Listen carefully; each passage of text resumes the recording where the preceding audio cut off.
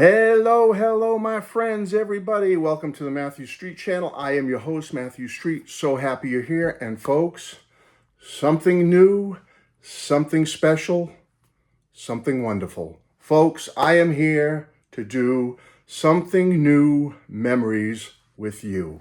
Now, you might be saying, Matt, why are you doing this? Of all albums, why are you picking something new right now? John Lennon's Mind Games deluxe set's coming out. Paul McCartney, One Hand Clapping's coming out. When are you going to talk about that? Well, I got to get that in first. When that stuff gets released over the next month or so, I will talk about that stuff. But in the meantime, I wanted to do a Beatles video, and something sparked me recently. I was watching one of my favorite channels.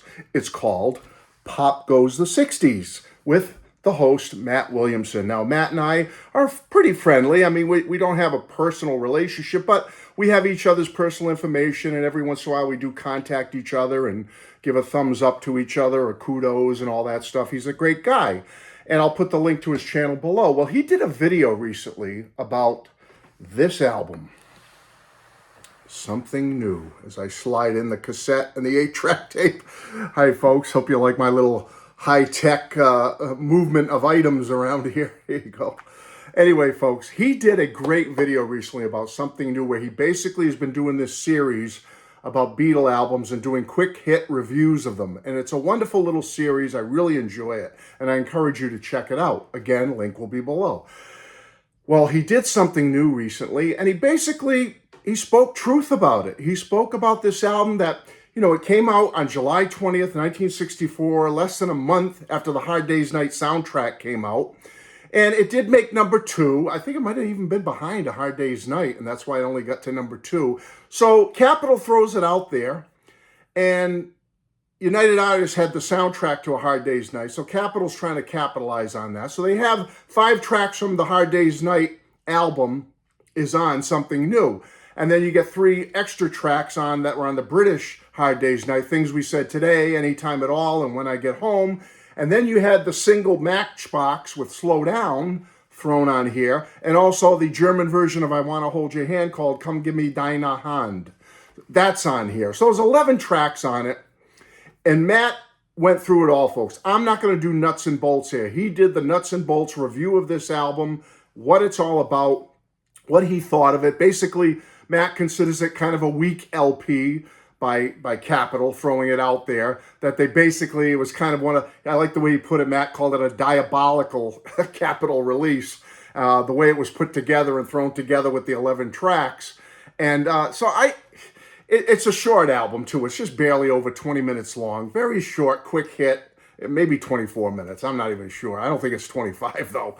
But anyway, he considers it a weak LP. And I have to agree on that with him now, looking back on it and what went into it and how it was put together and the whole initiative, why they did it and everything. It was kind of diabolical when you think about it. You know, there was a saturation of Beatles stuff on the market at that time. But one thing Matt said that hit me and made me want to do this video, he said that people like me, because I think he was speaking to people like me, he said, but for those, you know, he said it, you know, it's kind of a shaky release by Capitol and how they put it all together. His video's great. I'm going to have the link below, as I said. Great video. He said, although it is a weak LP and it was diabolical the way they put it together and all that, and he gave all the facts and everything about it, he said, but for those of you that grew up with this album, I'm sure it holds special memories for you. And Matt, you are right, my friend, because that's line when he said that near the end of the video hit me, and I said, you know, he's right. It's not the greatest Capitol compilation ever. It's probably near the bottom somewhere.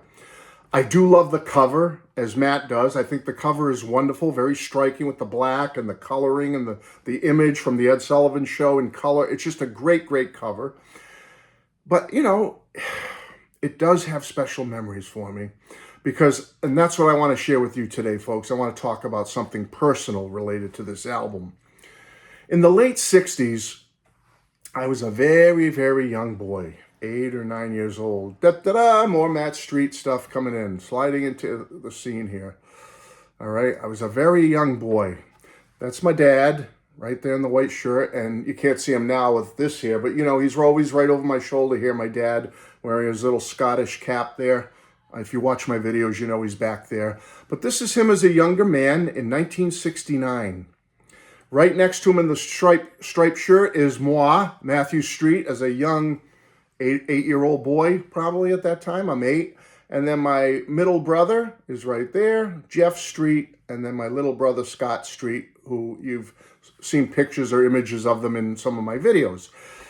And my mom took the picture, obviously. This is in our little house after we moved from Rhode Island over into Massachusetts, so it's very stark in the background. There's not a lot of furniture or stuff on the mantle back there near the fireplace because we had just moved in and we're just getting settled and whatnot. My dad had a job up in Boston, which he had to commute on a train to get to at the time. It was a whole thing. But this was late 60s, 69, and whenever I see this image of my dad and my brothers and I think of something new, I have to share this special story. Because as I said, Dad worked in Boston. He used to get up every morning very early. He'd have to get to the train station by 6 in the morning. So he was up at 4:30, 5 o'clock, getting ready to get on that train to go up to Boston. And when he was up there, he discovered that there was a Jordan Marsh store. Now, Jordan Marsh to Boston was like Macy's to New York City. Jordan Marsh was the place where you went. It was a big, giant department store in Boston, and there were other ones around too. I'm sure you remember if you're from my area. But Jordan Marsh was huge, and the biggest one was in Boston. And they had all different departments up there.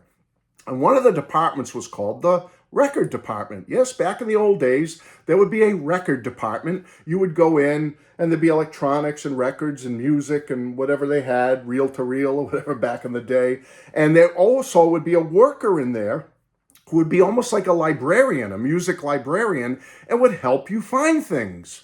Who remembers those days? Yes, you would go in and they might say to you, "Sir or ma'am, may I help you? What are you interested in? What are you looking for?" And you could say to them, "Well, I really am interested in this guy." Well, and they would give you suggestions. "Well, you may be interested in this, sir or ma'am, or you may like this. You may want to listen to this if you like that."